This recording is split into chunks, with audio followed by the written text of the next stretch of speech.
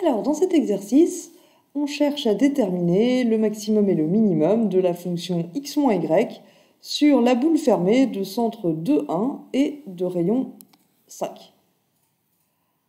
Alors, comment fait-on ça? Donc, déjà, qu'est-ce qui nous fait penser qu'il en existe un minimum et un maximum de f sur la boule fermée? Parce qu'après tout, il y a des fonctions, par exemple x au cube sur r, qui n'ont pas de maximum ni de minimum, local ou global ou quoi que ce soit, nulle part. Comment on sait que cette fonction-là, f, elle admet effectivement un minimum et un maximum sur cet ensemble? Ben ça, c'est le théorème de Weierstrass qui nous le dit. F, c'est une fonction continue.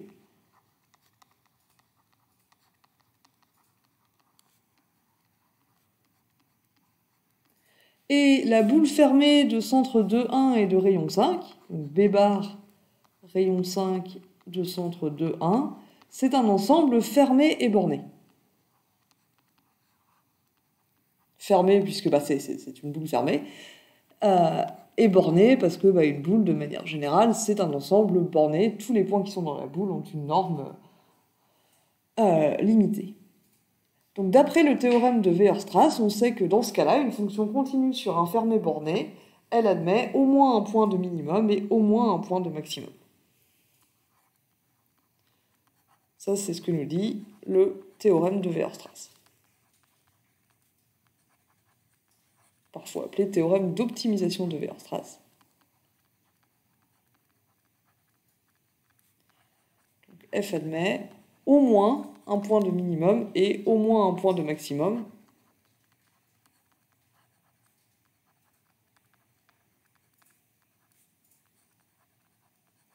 Il se peut qu'il y en ait plusieurs, il se peut qu'elle soit maximale en plusieurs endroits, mais il y a au moins un point où elle est maximum et au moins un point où elle est minimum sur B bar 5 de 1. Du coup, au moins, on sait qu'on ne cherche pas dans le vide, il y a un minimum et un maximum quelque part, il faut juste qu'on les trouve. Alors, comment on les trouve? Maintenant, on a une autre observation qu'on peut faire sur f, c'est qu'a priori, on peut la dériver. Et si on dérive, on va obtenir des dérivées partielles continues. On va écrire ça proprement tout à l'heure, mais ça semble à peu près évident que si je dérive f par rapport à x et par rapport à y, il ne va rien se passer de mal. Je pense. Et pour les fonctions qui ont des dérivées partielles continues, qui sont différenciables, on a un théorème qui nous aide à trouver les extrémas, c'est le théorème de Fermat. Le théorème de Fermat nous dit, si on a une fonction différenciable sur un ouvert, et que la fonction admet un max ou un min local en un point, alors ce max ou ce min local, c'est un point critique de f, c'est un point où le gradient de f est nul.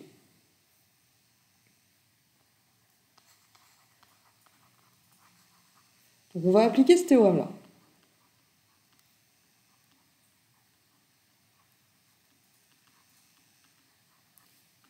Le théorème de Fermat.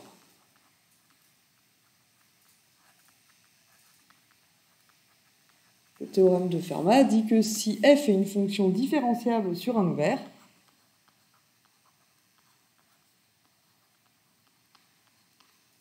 soit A, un ouvert,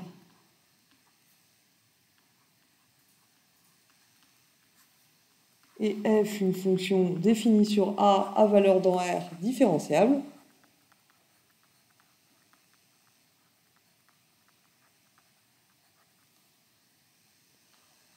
dans ce cas-là, si U0 est un max ou un min local de f,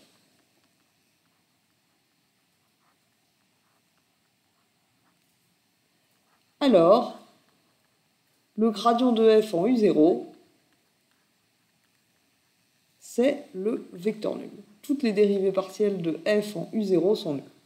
Attention à ne pas confondre ça avec un autre théorème qu'on a vu qui dit que sur un ouvert connexe, si le gradient est nul, alors la fonction est constante. Dans le premier cas, il s'agissait, c'est exactement comme pour les fonctions de R dans R, finalement, il s'agissait d'avoir une fonction dont le gradient est nul en tout point, et dans ce cas-là, la fonction est constante, alors que là, on se dit s'il y a un point où il y a un maximum ou un minimum, le gradient sera nul. Ça veut dire que le plan tangent, il sera plat. C'est exactement l'analogue de ce que vous connaissez pour les fonctions réelles. Vous cherchez point où la tangente est plate, et vous savez que c'est pas forcément des extrémas, comme à nouveau pour la fonction x au cube, mais au moins s'il y a un extrémum, il doit être quelque part parmi ces points-là. Alors le problème, c'est que pour appliquer le théorème de Fermat, il faut que la fonction, on l'étudie sur un ouvert. Et justement, on vient juste d'utiliser le théorème de Weierstrass qui marche sur les fermés bornés, à B bar, la boule fermée de centre 2, 1 et de rayon 5, c'est pas un ouvert. Alors comment on va s'y prendre ? Du coup, on va séparer l'étude en deux. On va regarder d'une part l'intérieur de B bar, qui est un ouvert du coup. Donc c'est la boule ouverte de centre 2, 1 et de rayon 5. Et séparément, on va regarder le bord. Donc on écrit B bar de 5, 2, 1. C'est égal à l'intérieur de B bar, qui est juste la boule ouverte, union le bord de B bar, et le bord de B bar, c'est C, le cercle de centre 2, 1 et de rayon 5.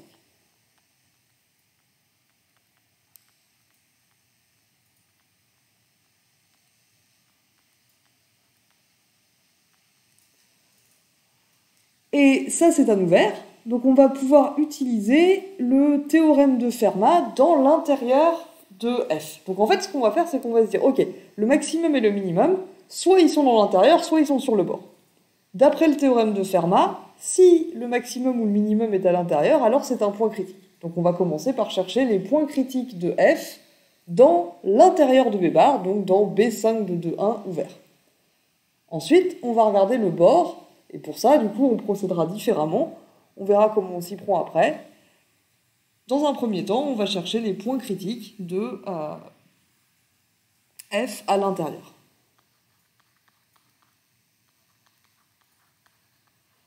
Étude de F sur B5 de 2, 1.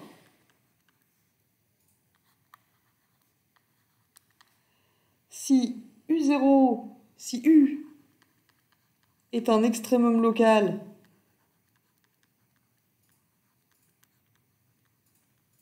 donc déjà, un truc à remarquer, avant de dire ça, avant de pouvoir utiliser Fermat, il faut quand même qu'on vérifie que les conditions sont vérifiées, donc il faut qu'on montre que la fonction est différentiable. Pardon, je ne l'ai pas encore écrit. Bon, je l'ai dit à l'oral, mais je n'ai pas encore écrit. Donc, P5 de 2, 1, c'est un ouvert. Première condition, ça on en a parlé. Et deuxièmement, pour tout xy dans B5 de 2, 1, df sur dx de xy, ça nous fait 1.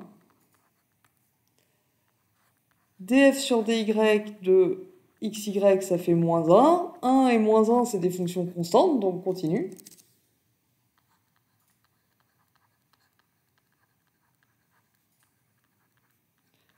Donc la fonction f, elle est différenciable sur B5 de 2, 1. Donc d'après le théorème de Fermat, si le max ou le min sont dedans, ce sont des points critiques. Différenciable sur la boule ouverte. Donc d'après le théorème de Fermat, qu'on a rappelé juste au-dessus,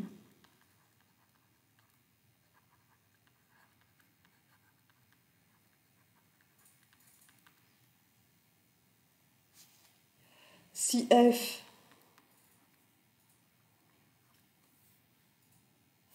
a un extrémum local, donc soit un minimum, soit un max local,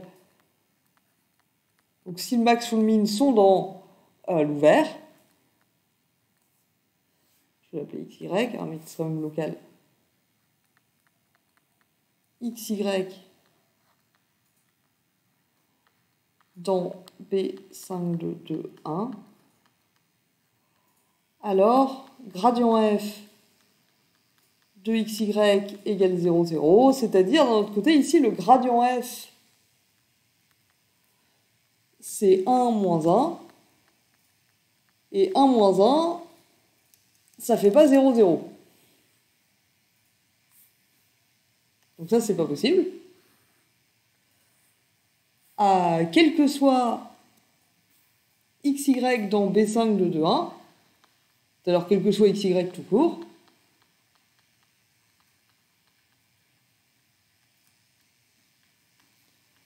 le gradient de f est non nul. Donc ce que ça nous dit, c'est que f n'a pas de point critique dans la boule. En fait, il a de point critique nulle part. Égale moins 1, 1, et ça c'est différent de 0, 0.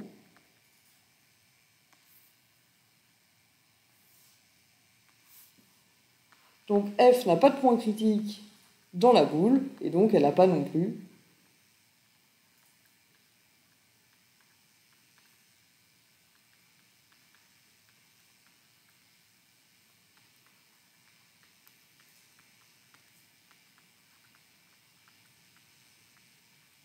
d'extrémum local.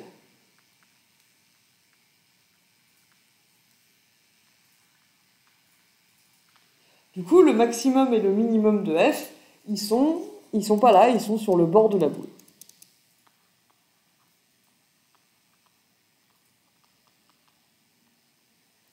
Le maximum et le minimum de f sur B bar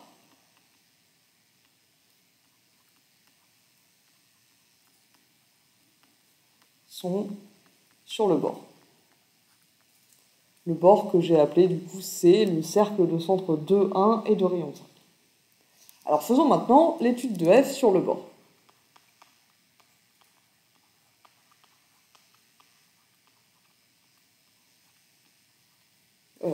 Sur DB qui s'appelle C. Alors pour faire ça, on va du coup étudier les points, on va du coup étudier f de xy pour xy sur le bord. Mais le bord, c'est le cercle de centre 2, 1 et de rayon 5, c'est une courbe qu'on va du coup paramétrer. Le bord, c'est l'ensemble des xy dans R2, tel que la distance euclidienne entre xy et 2, 1 est égale à 5, donc si je la mets au carré, ça revient à dire que x-2 au carré plus y-1 au carré égale 25, ce qui peut se paramétrer par l'ensemble des points, on va dire C de t, pour t dans 0 de pi, et la paramétrisation C de t, le suspense est insoutenable, c'est 2 plus 5 cos t, 1 plus 5 sinus t. Mais du coup, pour étudier la fonction f sur le bord, il faut qu'on trouve le maximum et le minimum de f de xy avec xy qui est de cette forme-là. Donc en fait, au total, on cherche le max et le min de f de c de t. F de c de t, du coup, c'est f de 2 plus 5 cosinus t, 1 plus 5 sinus t.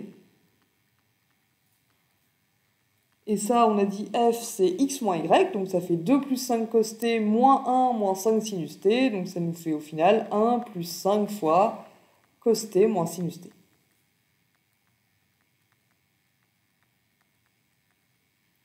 Sur 0 de pi.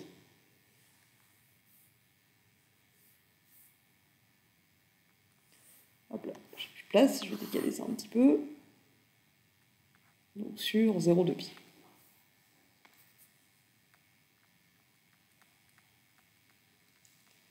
Et comment on fait?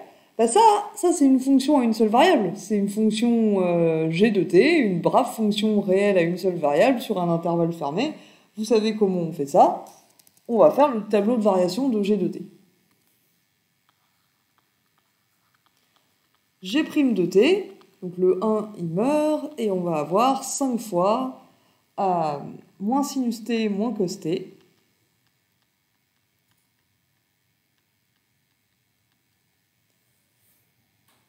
Et il faut qu'on sache pour quel t ça fait 0. Ben, ça fait 0 quand cos t égale moins sinus t.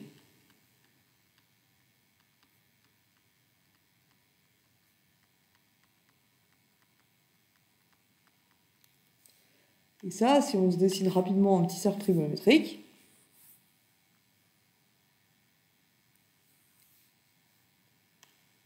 hop, comme ça. Quand est-ce que cos t est égal à moins sinus t? Vous voyez que, hop là, à l'angle pi sur 4, on a cos t égale sinus t.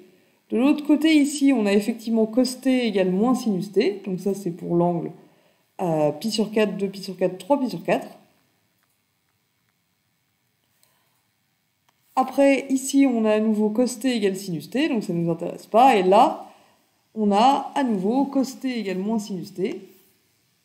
Et cette fois, l'angle, c'est 7 pi sur 4. Donc les points tels que cos t égale moins sinus t, c'est des points tels que t égale pi sur 4, 3 pi sur 4 ou 7 pi sur 4. Et du coup, si on fait le tableau de variation de G,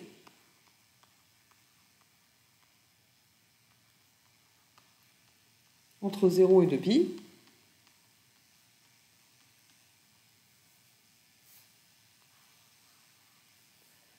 ça va nous faire, du coup, on va avoir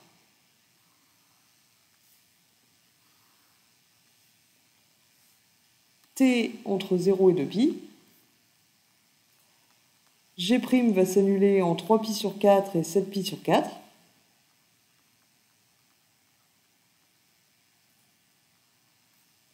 Et maintenant, il n'y a plus qu'à placer les signes. Alors maintenant, on sait que G' de t,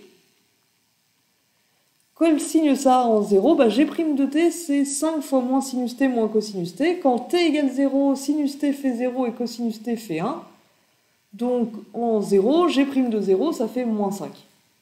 Donc en 0, c'est négatif. Et après, on sait qu'entre 0 et 3 pi sur 4, la fonction, elle ne s'annule pas. Donc elle reste négative entre 0 et 3 pi sur 4. Maintenant, si on calcule G' de 3 pi sur 4, en 3 pi sur 4, le sinus, il fait racine de 2 sur 2. Le cosinus, il fait moins racine de 2 sur 2. Donc oui, pardon, ça fait 0, c'est stupide ce que je dis. On savait déjà ça. En 3 pi sur 4, ça fait 0. Bravo. Entre les deux, par contre, il y a pi. Entre 3 pi sur 4 et 7 pi sur 4. Et en pi, sinus t, ça fait 0, et cosinus t, ça fait moins 1. Donc en pi, G' de t, ça fait 5. Et comme elle s'annule pas du tout entre 3 pi sur 4 et 7 pi sur 4, si en pi, elle fait 5, elle reste positive entre 3 pi sur 4 et 7 pi sur 4. Et après, c'est le même raisonnement pour le dernier intervalle. En 2pi, G', comme elle est 2pi périodique, elle fait la même valeur qu'en 0, donc elle est négative. Donc la fonction G, au final, elle a ce profil-là. G' est négative, puis positive, puis négative.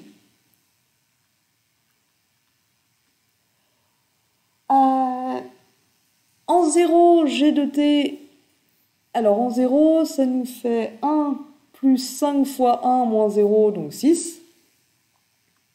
Et du coup, en 2pi aussi, puisque la fonction est 2pi périodique. Alors du coup, le schéma est un peu bizarre, mais en fait, il faut voir que G de t, du coup, elle part de 6, elle descend, elle monte plus haut que 6, et elle redescend en 6. Donc il n'y a pas de contradiction ici. En 3pi sur 4, G, du coup, elle fait 1 plus 5 fois cosinus 3pi sur 4. Cosinus 3pi sur 4, ça fait moins racine de 2 sur 2. Et sinus 3pi sur 4, ça fait racine de 2 sur 2. Donc là, on a moins racine de 2 sur 2, moins racine de 2 sur 2, qui est moins racine de 2. Donc on a 1 moins 5 racine de 2.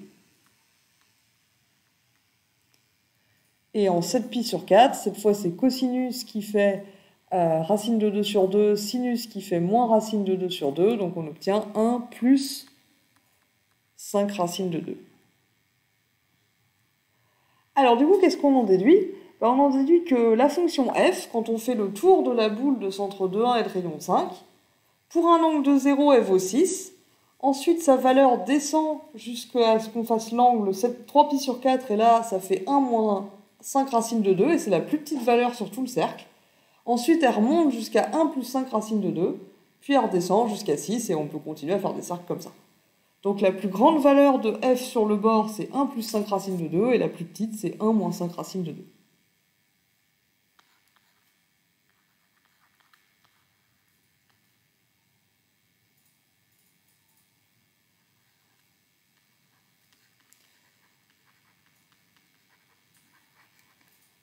Donc f est maximale au point C de 7π sur 4. Donc c'était 1 plus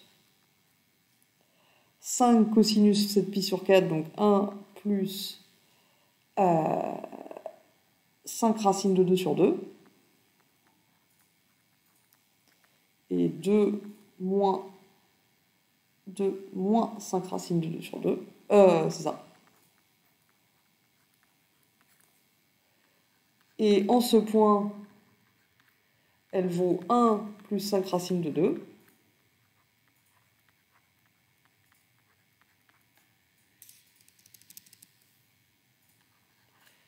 Et elle est minimale. Et du coup, puisqu'on a dit que le maximum et le minimum étaient sur le bord, le maximum sur le bord, c'est le maximum de f tout court. Hop là, j'ai trop effacé.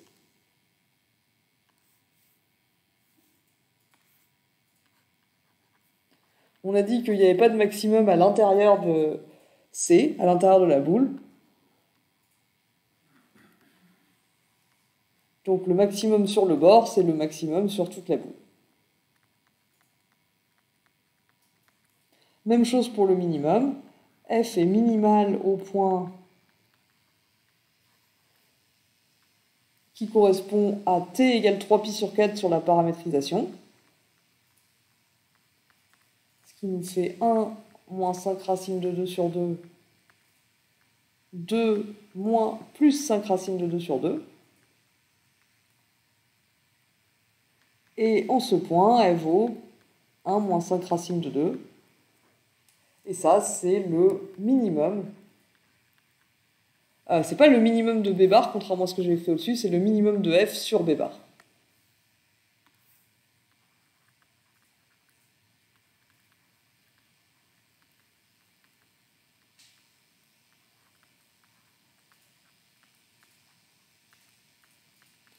Donc pour récapituler, pour trouver le maximum et le minimum de f sur b bar, on a commencé par dire que ça existe, puisque c'est un ensemble fermé borné. Et ensuite, il fallait qu'on le trouve. Alors pour ça, on utilise le théorème de Fermat, mais le théorème de Fermat ne marche que sur des ouverts, donc on sépare l'ensemble qu'on veut regarder en l'intérieur qui est ouvert et le bord, qu'on va pouvoir paramétrer avec une paramétrisation de courbe. Sur l'ouvert intérieur, il suffit de chercher les points critiques, donc on cherche les points critiques, on les met de côté. Ensuite, on regarde sur le bord, on paramétrise, ça nous fait une fonction à une seule variable, on fait son tableau de variation pour trouver ses max et ses min, ça nous fait une autre liste de points. Donc on a d'un côté les points critiques à l'intérieur, de l'autre les max et les min sur le bord. Ensuite on calcule la valeur de f en tous ces points. Là où c'est le plus grand, c'est le maximum, là où c'est le plus petit, c'est le minimum. Et s'il y a plusieurs points où c'est le plus petit, il y a plusieurs minimums, et pareil pour le max. Et c'est toujours ce plan-là qu'on utilise pour étudier des max et des min de fonctions sur un ensemble fermé borné comme celui-ci.